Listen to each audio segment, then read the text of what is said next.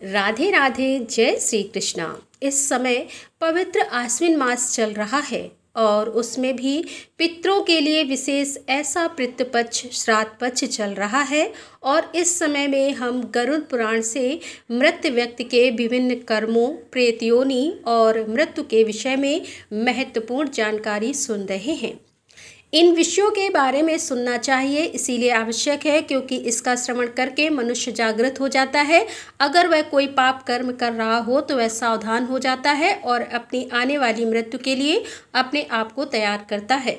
वह ऐसे घृणित और निंदनीय कर्मों से बचता है जिसे करने से उसे नरक की प्राप्ति हो सकती है। और यह नरक कैसे होते हैं वो हम सुनेंगे आज की हमारी आश्विन मास की कथा में। तो चलिए आज की आश्विन मास कथा का आरंभ करते हैं और सुनते हैं कि भगवान श्री विष्णु विभिन्न नरकों के विषय में क्या कहते हैं। आइए आज की कथा का श्रवण करते हैं। श्री सूत गोस्वामी ने कहा कि भगवान श्री विष्णु द्वारा अपने प्रश्नों का उत्तर प्राप्त करके पक्षीराज गरुड़ अत्यंत हर्षित हो गए और फिर वे भगवान विष्णु से नरकों के स्वरूप को जानने की जिज्ञासा प्रकट करते हैं। गरुड़ जी ने कहा कि हे उपेंद्र, आप मुझे उन नरकों का स्वरूप और भेद बताइए जिसमें आकर पापी जन अत्यधिक दुख भोगते हैं। यह सुनकर भगवान श्रीहरि ने कहा, हे अरुण के छोटे भाई गरुड़, नरक तो हजारों की संख्या में है, सभी को विस्तृत रूप से बताना संभव नहीं है, इसीलिए मैं तुम्हें मुख्यतः नरकों के विषय में बताता हूँ। हे पक्षीराज, तुम मुझसे यह जान लो कि रौरव नामक नरक अन्य सभी की अपेक्षा प्रधान है। वह सबसे बड़ा है। झूठी गवाही देने वाला व्यक्ति, झूठ बोलने वाला व्यक्ति रौरव नरक में जाता है। इसका विस्तार 2000 योजन है। जांग भर की गहराई में वहाँ दुस्तर गड्ढा है। दहकते हुए अंगारों से भरा हुआ वह गड्ढा पृथ्वी के समान बराबर समतल भूमि जैसा दिखता है। तीव्र अग्नि से वहाँ की भूमि भी तप्त अंगार जैसी रहती है। उसमें यम के दूत पापियों को डाल देते हैं और उस जलती हुई अग्नि से संतप्त होकर पापी उसमें इधर उधर भागते रहते हैं। उसके पैर में छाले पड़ जाते हैं जो फूट कर बहने लगते हैं। रात दिन वह पापी वहाँ पर पैर उठाए उठाकर चलता रहता है और इस प्रकार जब वह 1000 योजन उस नरक का विस्तार पार कर लेता है तब उसे पाप की शुद्धि के लिए उसी प्रकार के दूसरे नरक में भेजा जाता है।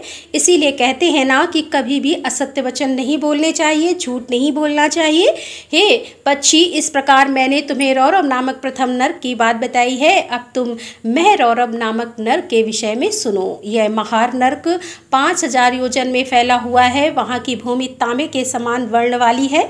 उसके नीचे अग्नि जलती रहती है। वह भूमि विद्युत प्रवाह के समान कांत है। देखने में वह पापी जनों को महाभयंकर प्रतीत होता है।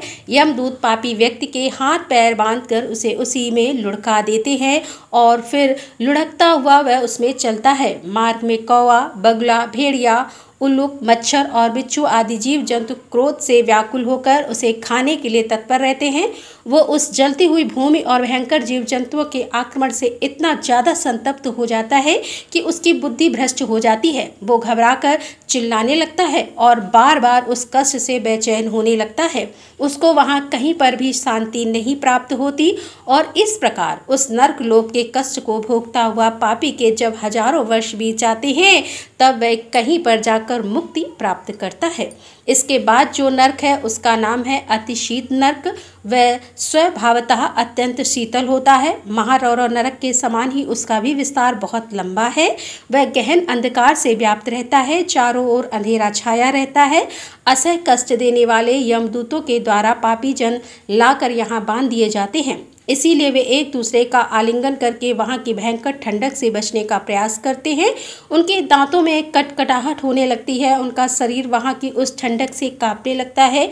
वहाँ भूख प्यास बहुत अधिक लगती है और इसके अतिरिक्त भी अनेक कष्टों का सामना उन्हें करना पड़ता है। वहाँ हिमखंड का वहन करने वाली वायु चलती है जो शरीर की हड्डियों को तोड़ देती है। वहाँ के प्राणी भूख से त्रस्त होकर मज्जा, रक्त और गल रही हड्डियों को ही खा लेते हैं। परस्पर भेंट होने पर वे सभी पापी एक दूसरे का आलिंगन करके भ्रमण करते रहते हैं और इस प्रकार उस तम श्रावत नरक में मनुष्य को बहुत से कष्ट झेलने पड़ते हैं। हे पक्षी श्रेष्ठ, जो व्यक्ति अन्य असंख्य पाप करता है वह इस नरक के अतिरिक्त निकुतन नाम से प्रसिद्ध दूसरे नरक में जाता है। वहाँ अनवरत कुंभ आकार के चक्र के समान चक्र चलते रहते हैं, जिनके ऊपर पापी जनों को खड़ा करके यम के अनुचरों द्वारा उंगली में स्थित कालसूत्र से उनके शरीर को पैर से लेकर सिरोभाग तक छेदा जाता है। उनके शरीर के अंगों को काटा जाता है, फिर भी उनका प्राण अंत नहीं होता। इनमें शरीर के सैकड़ों भाग टूट टूट कर छिन्न भिन्न हो जाते हैं और फिर से इकट्ठे हो जाते हैं। इस प्रकार यमदूत पाप कर्मियों को वहाँ हजारों वर्षों तक चक्कर लगवाते रहते हैं। जब सभी पापों का विनाश हो जाता है तब कहीं जाकर उन्हें उस नरक से मुक्ति प्राप्त होती है। हे पक्षीराज, अप्रतिष्ठ नाम का एक और नरक है। वहां जाने वाले प्राणी असह दुख का भोग भोगते हैं।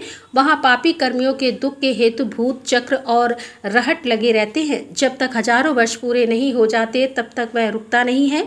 जो लोग उस चक्र पर बांधे जाते हैं वे जल के घट की भांति उस पर घूमते रहते हैं। पुनः रक्त का वमन करते हुए उनकी आंतें मुख की ओर से बाहर आ जाती हैं और नेत्र आंतों में घुस जाते हैं। प्राणियों को वहाँ जो दुख मिलता है वह अत्यंत कष्टदायक होता है। हे गरुण, अब अशिपत्र वन नामक दूसरे नरक के विषय में सुनो। यह नरक 1000 योजन में फैला हुआ है। इसकी संपूर्ण भूमि अग्नि से व्याप्त होने के कारण अहर्निश जलती रहती है। इस भयंकर नरक में 7 सूर्य अपनी सहस्त्र सहस्त्र किरणों के साथ सदैव तपते रहते हैं, जिनके संताप से वहाँ के पापी हर क्षण जलते ही रहते हैं।